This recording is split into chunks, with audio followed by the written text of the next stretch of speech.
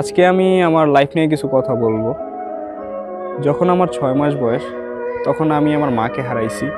আমার মা ইন্তেকাল করেন। তো আমার দাদুর কাছে আমি বড় হয়েছি।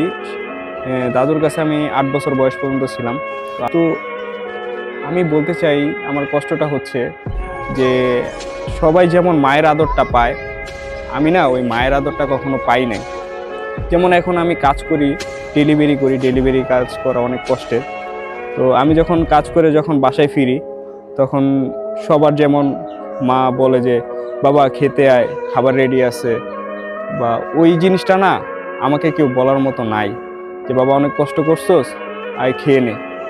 যেমন রাতে যখন ফ্রেন্ডরা সবাই আমরা বাইরে আড্ডা দিই, সবার বাসা থেকে কল আসে যে তুই এতক্ষণ বাইরে কি করস, তুই বাসায় আসোস না কে। যেমন সবার মাই অনেক টেনশন করে, অনেক চিন্তা করে। যেমন আমার বাসা থেকে আমাকে ওই কথাটা বলার মতো আমার কেউ নাই।